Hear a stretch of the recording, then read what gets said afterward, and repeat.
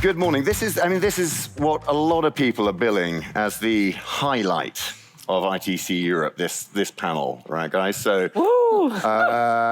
be prepared. It's going to be fun. So we're going to do something slightly different because we are going to do the classic traditional Q&A panel-style questions, albeit some may be a little bit more challenging than you're used to. And then we're going to do an open mic. So rather than Slido, we have hopefully some roving mics.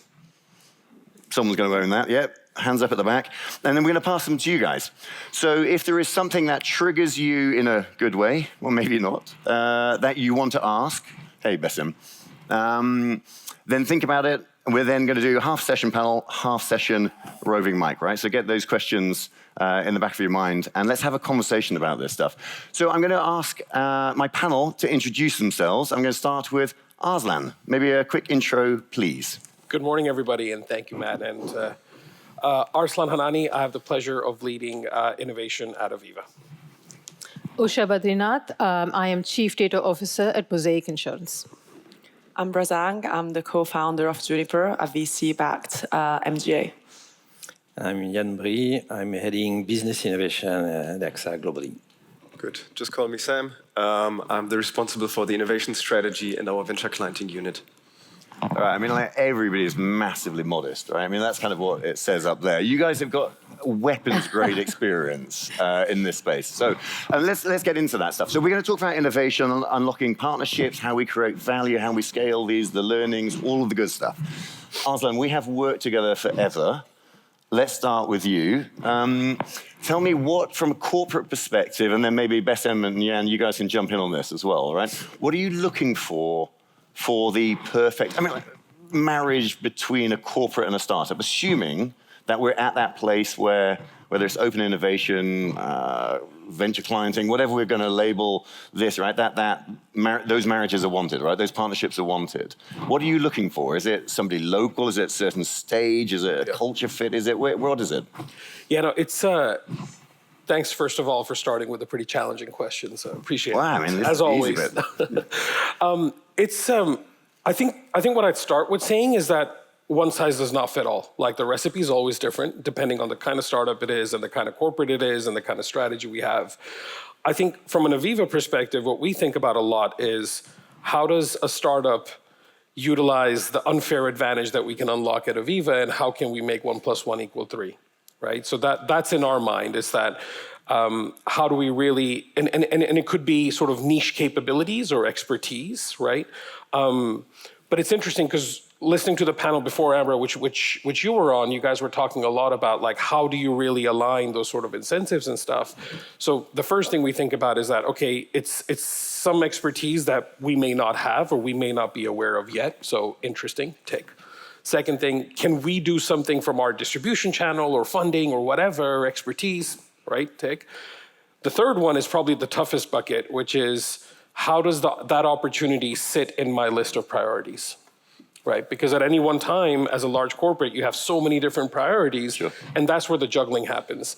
And that's where the culture fit and the perseverance from a startup become really, really important. Okay, we're going to come back to perseverance. Yeah. Bessem, what about for you guys? Is it same?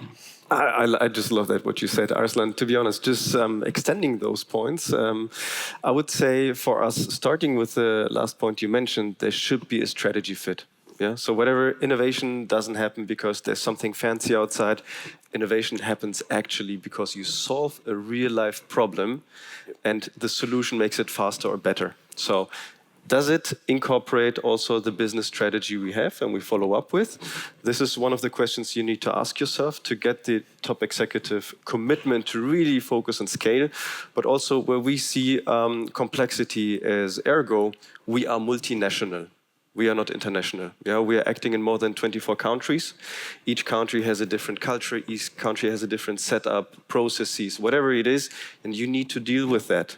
So also, when you think of scaling startups, they need to be aware of this complexity, bringing also the skills and the capability not only to scale in terms of volumes, but really being adaptable and modular to some sorts that they can fit to the solution you're searching for. But does that mean that you you at Ergo are looking for local solution providers, or are you looking at a solution provider that then can scale across those regions? We rather have one solution that that could scale across regions. Yeah. I do have a specific example for that. Go for it. So just there's an Indian startup called Camcom. Yeah, whatever surface it is, they can capture it via the camera, and they can also give you hints about replay, replacement. They can give you the scratch depth, whatever it is. They're focusing on aviation and automotive, and we said this could be a good use case for our customers because our sales employees doesn't have to go out for the motor industry. And this same business logic we have reflected in Thailand, in India, in Austria, and the Baltic states. So from a business perspective, this definitely makes sense. And this is where we start, with the business logics first. And then we move to the technology and see how we can actually multiply the solution across different technology capabilities we have. Okay. Jan, I'd like to hear your perspective, but also maybe like building on what these two chaps have said. When you're looking, so there's a rhetoric in the market, a narrative that is, there are a lot of people doing the same thing, right, out there, right? A lot of solutions that are pretty much identical. So when you have met that strategic need or the fit within the business, identified a number of solution providers, what is distinguishing one from another? What are you looking for that critically allows you to jump into bed with one of those? So, building on what was said before, I think first, I agree very much that the strategic fit is absolutely critical, especially where you're a multinational. So, the way I see my job is to help two markets meet. Our internal market of business problems. So, my job, and it's heavy lifting, is to align and understand and find business problems that are across several markets and that we can bring to the technology market, which is the startups. And then, you're right, it's the second part of the question, how do you find the right fit? And here the answer is probably along the lines of what do startups compete with? And when you look at, so internally, I think they compete with two kind of things. First, internal teams, because we have teams that are building stuff all the time. And it's, so I think there's a maturity that is growing, that people understand within big corporates like us, that it's not so much about, less and less about, shall I build, shall I buy from a startup or anything like that? It's more and more about a combination of both, where you will get what a startup can offer you. And sometimes you build a specific IP that you need because it's not available in the market, because you know that it's what will make you more competitive, create a competitive edge. And that's the first thing. So I think for a startup, they have to understand what is the business problem and what are the internal teams trying to do and what they can bring that could sometimes accelerate those internal teams.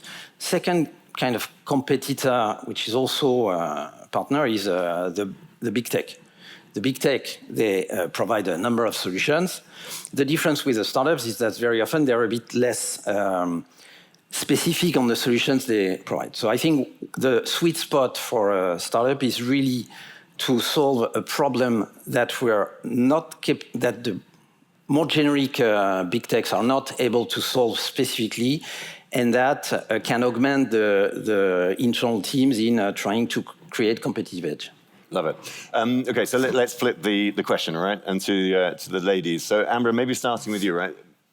Taking what Jan has said and these other two gents, it's how on earth do you even begin to find the right partner, right? Because a lot of the insight there, whether it's strategic or it's the relationships with the big techs that they have in as incumbents, or what their internal teams are up to, that's hidden. That's not available public information, right? So how do you go about finding the right corporate partner, and how do you make that work even? Yeah, it's a bit chicken and egg kind of issue, right? Because as you said, a lot of this information. So for you guys, the main value is alignment with your strategy, but we don't know what that strategy is. And even when we get to a meeting, we ask you what's on your roadmap, and it's not really public. So you will say things like, "Oh yeah, we're focusing on this area," but we don't really know the depth of it. We don't know the KPIs behind it. So For us, it's very much having a consultative approach. We have our own thesis, we know the markets, we come to all of these events, we speak to people, and we build real relationships as well. And when we come to a meeting then, my personal strategy is that we actually need to spend 15 minutes trying to really understand, out of 30 minutes, so 50% of the meeting, really trying to understand your other stakeholder. Who do you have in front of you? What are they really interested in, and trying to read between the lines. And sometimes it can be just a workshop. It doesn't have to come out, we don't have to come out of the meeting knowing these are the exact next steps. Yeah. And oftentimes we struggle with the speed. We want to be faster. We want to come out and we say, oh, I got a meeting booked with X person. It's a pitch. No, it's not a pitch. We come in, we need to build that relationship. It takes time. They need to trust you. We need to trust them. So oftentimes what worked really well for us is also having internal champions. Mm-hmm. And it's in places like this. Within the prospective clients or with partners. Yeah, absolutely. So, and it doesn't have to be the exact company that we want to work with, but it's just building that ecosystem of people that we know that can really explain to us and that also are aligned with what we want to do. And we need to do a very good job in also saying what our roadmap looks like, because oftentimes we're always asking the big insurer, what do you want? But we're not transparent also about what we want. So I think communication is really key there. And when I first come in, sometimes I just say, look, we're here to get to know each other. These are our cards on the table. We'd love to know you a bit more, how we can help. And it may not be today. It may be in 2-3 years' time. But it's also not putting all of your bets on one player only, right? So for us, if we believe that our value proposition was purely on health insurers, we would be dead already by now. Because a lot of companies, a lot of people have always said, well, you focus on reproductive health, why don't you embed into other health insurers? It's duh, right? Yeah. Well, we would be dead, absolutely. Yeah. So we started building something standalone. We built our own reputation. We started relearning things around the market, knowing our ICP, how we can sell. And that's when we build the expertise and we can come to meetings and we say, this is our traction so far. We can bring X to you. And it has to be tangible. Yeah, nice. Usha, what about from your side? I feel like you've sort of bridged both worlds in your journey to where you are today. Yeah, so just for context for the audience, Mosaic Insurance is a carrier of risk. So, in my current role, I'm on the buying side. But in my past life, I've been on the other side. So I started off at a large cat risk modeler where I built up their data and their regulatory solutions business. And then I had my own company, which advised InsurTech. So I played fractional roles as leading the product function at InsurTech, selling into the insurance space. But I'd also help insurers and reinsurers with especially data, ML, AI-focused initiatives. And so in general, I found there's something lost in translation between these parties. And there's a framework that kind of everyone needs to understand to make sure that these requirements align. So firstly, I think from the buyer's side, the insurer, the reinsurer, there needs to be crystal clarity even before you go out and speak to a startup or an innovator or anyone else about what is it that you're trying to do. And you need to think of it as, the sort of cliched term would be incremental innovation, radical innovation. But literally, from your perspective, is it small change? Is it huge fundamental change? Or is it somewhere in between? So typically something like you're changing a piece of the process is somewhere in between. And then you go start speaking to people, because literally what I've seen happen is you meet a startup, you are enamored by that energy and innovation and the nice things you're seeing, and then you're trying to fit the solution to a problem, and you're trying to find out what that problem is later on. So again, going back to what I was saying, so assuming you've figured out what sort of change it is you're trying to do, then you understand what value creation means and what it means for both parties. So something that's incremental, value creation is an efficiency gain or a cost reduction or better underwriting, whatever that means. If it is radical innovation, it means something else. And so when it's a small change, typically your incentives, how you pay your vendor could be aligned to that. So it could just be like an annual license. But then when you're talking about radical innovation, I think we as buyers need to think outside the box. So it could be something as radical as profit share, for instance, because that's when you make sure that both your seller of services and you as the buyer of services both have skin in the game. And so the most successful collaborations that I've seen are the ones that identified this upfront and then align the incentives, the payment structure, the fee structure to whatever it is both sides were trying to gain. Okay, so we've got prioritization, we've got reducing innovation theater, moving towards pragmatic, strategic kind of solution finding. We've got kind of incremental versus radical. We've got a load of good stuff, right? Arslan, come on. When does it not work out, right? So speed is, Amber, something you've mentioned. So you're going to have two different views again on this, and then we're going to open it to you guys. So think about these questions. Yeah. Maybe not giving examples, but maybe some practical guides of like, when isn't it right? What is it that messes it up? No, it's a good question, and look, there's so many angles to this. I think if I can step back for a minute, and Usha, what you said, like one add that I one build that I would have on that is that I think there's a difference between thinking about inbound and outbound, right, as an innovation team. So in outbound, of course, we know the problem, 100% agree with you.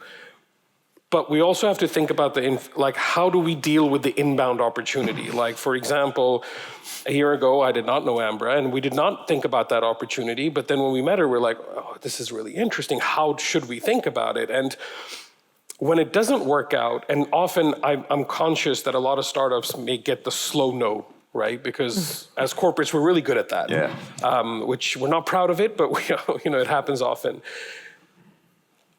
I would challenge and say that I don't think that means that the relationship is not possible. Sometimes you do have to actually suffer together for some time, right? And you have to wait for the stars to align. And look, priorities change pretty quickly sometimes, and opportunities get identified and get prioritized. Like something in that queue could change where it says, actually, now that gives me the capacity to go after something like this. So I'd say, when does it not work out is when you lose patience. Mm-hmm. I think, Is that you talking either side? Either side, absolutely either side. I think sometimes I've also seen cases of the slow no and the startup actually like running out of funding. Sure. And it's heartbreaking, right, to see that, because you see that energy and you see like the financials can't make it work. But that is one of the reasons it sometimes doesn't work out. And again, and I don't mean to pick on Amber, I'm sorry, but something you said which really resonated with me, and it's something that I always sort of advise, is like when a startup can't figure out who their champion is internally. Because I think that's so critical, that you need that one person who's helping you navigate in that massive corporation to say, hey, now's the right time, or now's not the right time, or let's use this angle, or let's talk to that person, or whatever it is. So my counsel to startups is find that champion and make sure that you're giving all the information and you're building that relationship with that champion, and you're taking their counsel. How do you find that person, Ambra? Yeah, I think it goes back to everyone else also in the room of investing the time in these startups. So I came across Arslan because he's invested time in startups, advising them. What a guy. Yeah, what a guy. So I think it's also making yourself available for that. For us, how did we do it? We networked, we talked about what we really want to do, and when you get someone that buys into it, for us it's special because we have a personal mission of making reproductive healthcare more affordable, and a lot of people have unfortunately gone through these issues, and so they see the opportunity there, they see the demand, they see how big of a market it is, and oftentimes, unfortunately, it's emotional and personal. Yeah, sure. So we have this benefit of also having a stronger buy-in there, but it's having really people that believe in you. It's not something inorganic. It has to be fully organic. But I think when it comes to whether things work or don't work, there's always a right time and right place. Mm-hmm. And there's part of the magic that you can control and some of it that you can't control. And a bit like anything that's sales related, sometimes you can push, sometimes you can't push. It's an art and a science. And so for us, when we come to, and sorry, I'm getting a bit ahead of myself in answering some questions, but I think for startups, when it comes to speed, speed is really important. But we need to come into the corporate world knowing that there will be a lot of slow no's. So we need to hedge against it always. And when we started Juniper, we always thought we were going to be a full-on MGA that only worked with insurers, and that was it. And we quickly realized that that couldn't be the case. And we actually started building an MVP that wasn't insurance-backed. And we started selling that, getting the right utilization rates as well that would feed into the insurance model, that would give us the right metrics to then go pitch to carriers. It took us a year to get capacity, which for some is really short, for some is really long, on a model that hasn't been proven before. And I call it fundraising 2.0. It's a lot more painful because insurance is risk adverse by nature also, which doesn't make it easier. But then when the right time and the right place happens, and you get that, yes, let's do it. I love, this is exactly what we want to do. This is on our roadmap.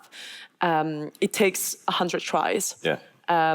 So I may speak to all of you, and there may be 2 or 3 people that will say, let's do it tomorrow.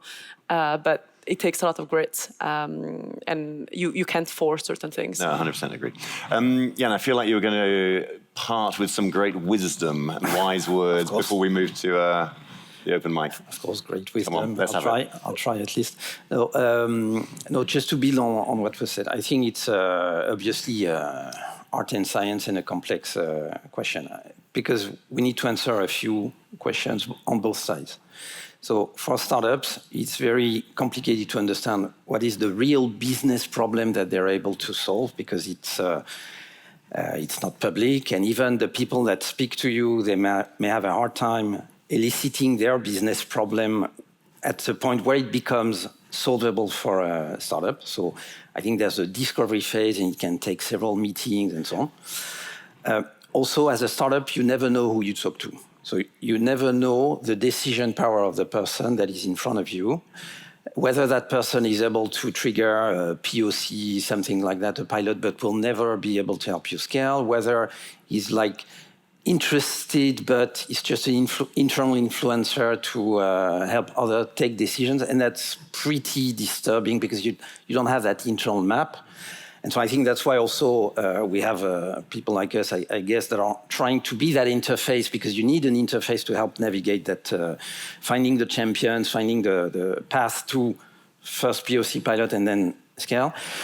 And then probably as an insurer, each time you meet a startup, you have several questions that pop up. So first, is it something that I already heard and I know, okay, we're doing it one way or another. It's 10 times I heard the same story, not very interesting. Or I see something that is, okay, maybe it's we are doing it, but they're pushing it to the next level. That's one thing, of course. So you need to hear very soon what is the product, what is the conviction of the startup. And the second thing is that you ask yourself, will the startup last? Is their product already viable? Are they able to show something that is material, or is it just a sales pitch? So I think those questions have to be answered pretty early as well in the relationship on both sides to avoid the slow no, because the slow no sometimes also comes from the fact that, okay, you know there's probably something interesting, but you're not sure this startup is able to really solve it for you in the long run. So that, I don't know if it was a piece of wisdom, but that's okay. question. Bessim, are you okay if we go to the questions and maybe we can weave in something? Only because I'm desperate to just change the format from a pure panel, all right? So guys, roving mics, hands up. Okay, oh, we have got a cube. Are we going to be throwing the cube? Right, or maybe passing the cube. Is that cube got a microphone in it? Okay, wonderful. Okay, first question from the panel. So this is not an everyday, right? You don't get to chat and ask these guys any question you would like to. Nothing is off the table. So, here we go, well done. Yeah, maybe some things are off the table. So if you can, please say as loud and confidently and clearly as you can, that'd be great. Yes, perfect.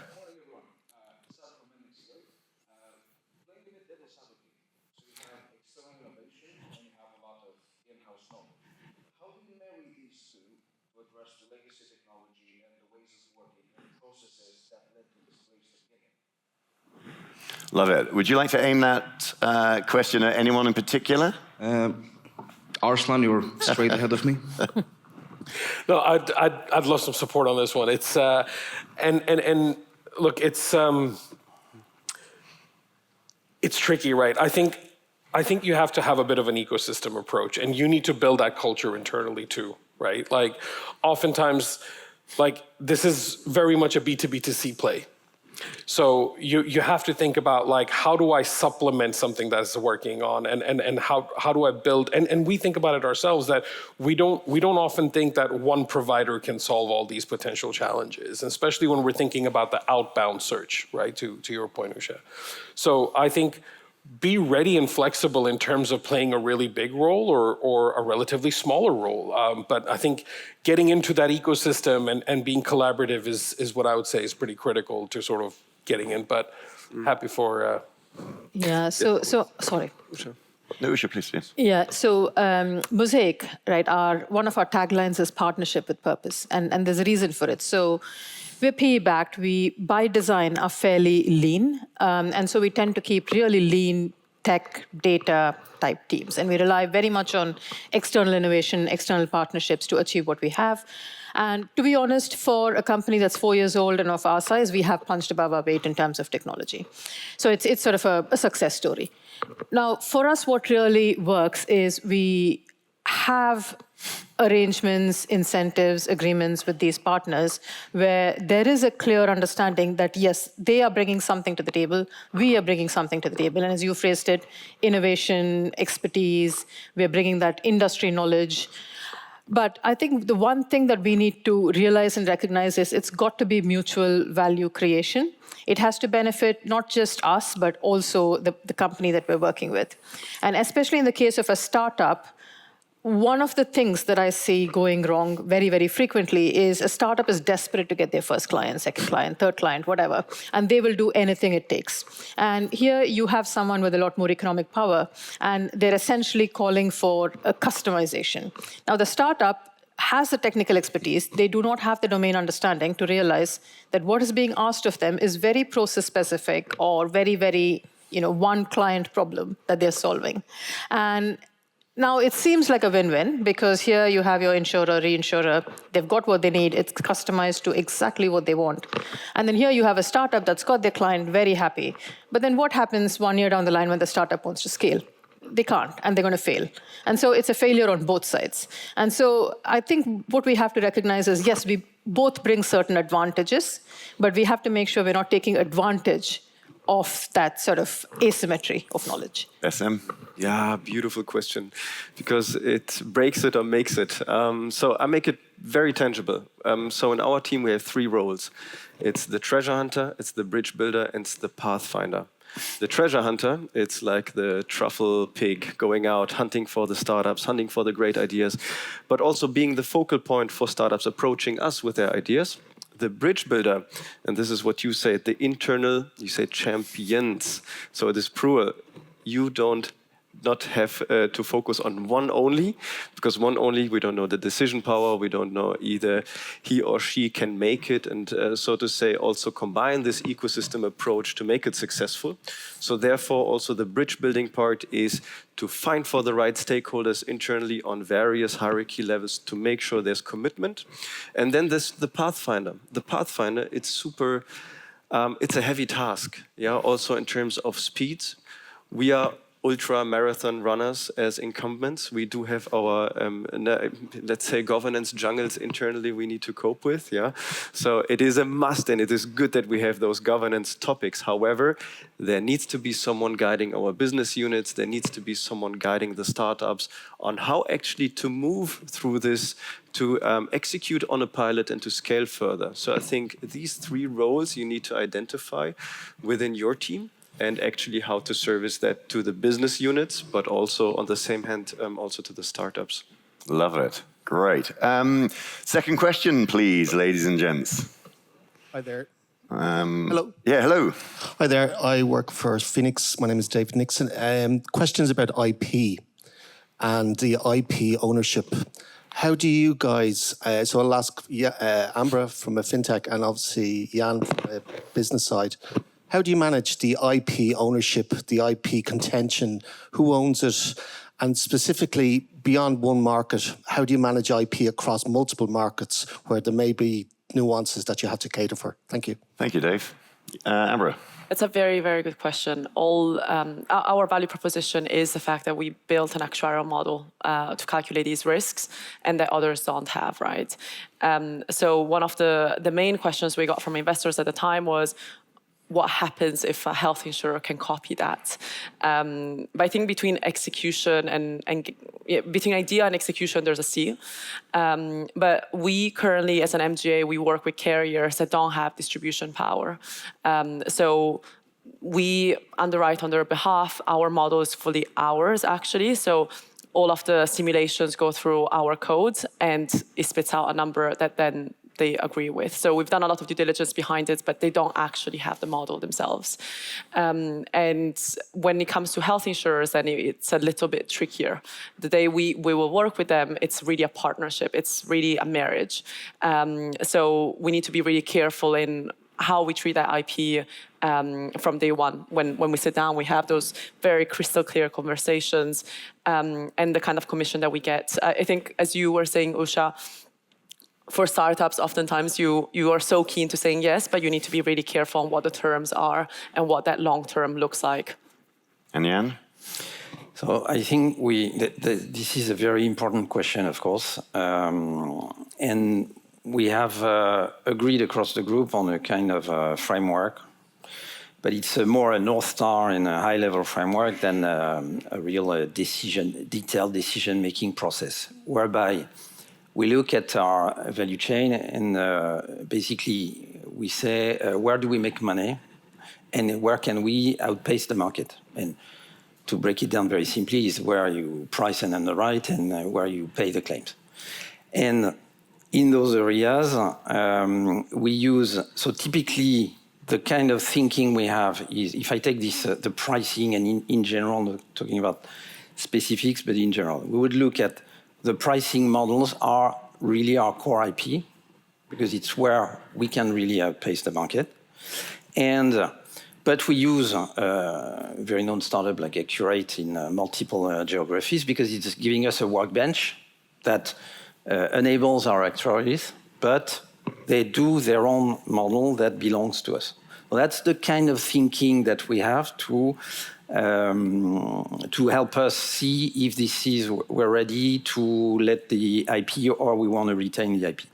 Love it. Thank you for the question, Dave. Thank you, guys. Next, we still have just over 5 minutes.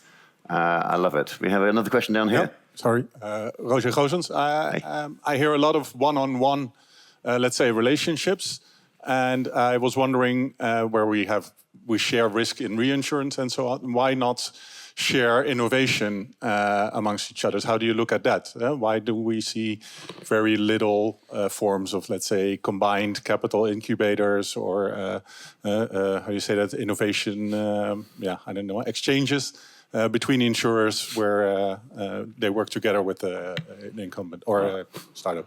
So, I've done a few of those previously, and maybe I can talk through some of my experiences there. So, around about 2006, which was post-Katrina, Rita, Wilma, so I guess those of us who are in property insurance might remember, there was a huge push towards data quality, like especially in the London market, because you'd had a lot of private catastrophes, so basically particular syndicates that had suffered more than other syndicates.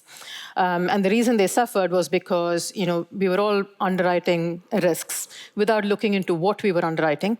And it turns out we were insuring like casinos in the sea when we thought we were writing steel structures inland. And so it was a huge issue. And so around that time, I had the data expertise. I was in insurance. And so in the London market, we started this consortium, not an underwriting consortium, but a data sharing consortium, where literally it is a participatory market, right? Like you have a leader, you have followers. So the leader sends you the schedule of values they've been asked to underwrite on, and then you prep it, clean it, make sure that it's got everything the CAT models need to understand. And then the followers just have to show they've been asked to participate on the risk and they get it back. And this was achieved with the cooperation of about 20 syndicates in the London market. Went on for several years, fairly successful while it lasted. Then I think it stopped working because of commercial issues, right? Like it's just like everybody didn't agree on what the terms were and so on.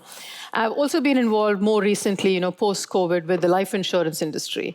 Again, the same thing. It was a question of, at that point, I think the insurers were realizing that there was an increased mortality for some reason, unexplained by the fact that, there was delay in seeking healthcare due to COVID, but they couldn't figure out what it was. And it's very hard for an insurer, even the biggest ones, the top 10 in the US, with like one set of claims data to figure that out. So got together a bunch of them with all of the right antitrust considerations in place to pool the claims data to figure out if this feeling was actually true.